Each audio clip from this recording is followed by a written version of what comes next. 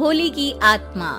बचपन से शहर में रहने वाला मनोज इस साल होली की छुट्टियों में अपने गांव दुर्गापुर वापस आता है, जहां उसे देख पूरा गांव खुशी से झूम उठता है।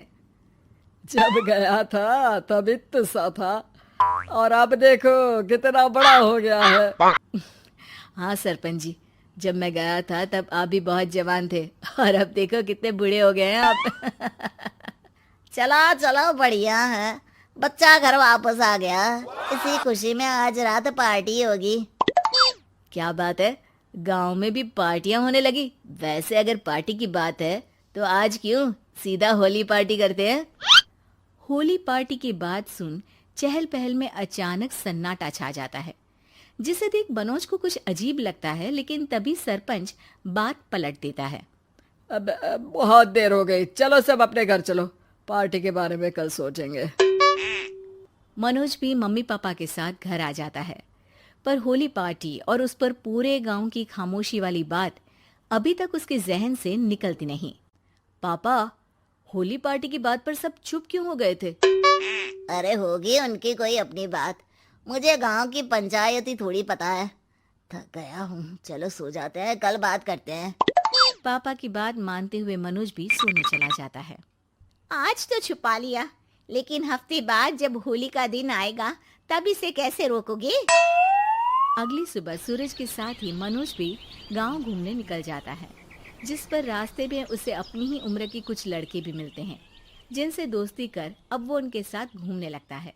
इसी तरह कुछ दिन बीत जाते हैं और होली नजदीक आने लगती है। दोस्तों, होली में 4 दिन ही बचे हैं, पर गांव में उसकी कोई तैयारियां क्यों नहीं दिख रही? क्योंकि यहाँ होली नहीं मनाई जाती। अरे पर ऐसा क्यों?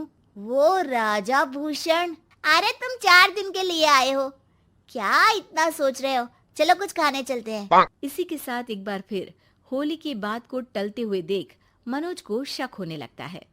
वो घर पहुंचते ही इंटरनेट पर अपने गांव और राजा भूषण के बारे में जानकारी निकालने लगता है। क्या? मुझे आज तक ये नहीं पता था। ऐसा कैसे? किसी ने मुझे कुछ बताया क्यों नहीं? सारी जानकारी लेने के बाद मनोज गांव वालों या अपने मम्मी पापा से कुछ पूछे बिना खुद ही उसकी सच्चाई के बारे में छानबीन करने लगता है, जिसके चलते वो राजा भूषण की हवेली में पहुंचता है। वाह, क्या हवेली है यार! पर क्या यहाँ सच में कोई भूत है? हेलो भूत जी, कोई है क्या?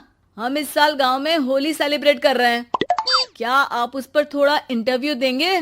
मनोज के ऐसा बोलते ही गांव में तूफान मच जाता है और हवेली में रखी सारी चीजें हिलने लगती है। एक अदृश्य शक्ति मनोज को धक्का देकर हवेली से बाहर निकाल दरवाजा बंद कर लेती है। ये सब देख मनोज हैरान रह जाता है। क्या अभी मुझे हवा ने धक्का देकर बाहर निकाल दिया?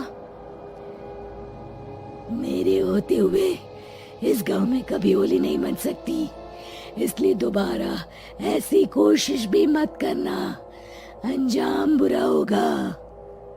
आवाज सुन मनोज हैरानी से इधर उधर देखने लगता है, पर उसे कोई दिखाई नहीं देता।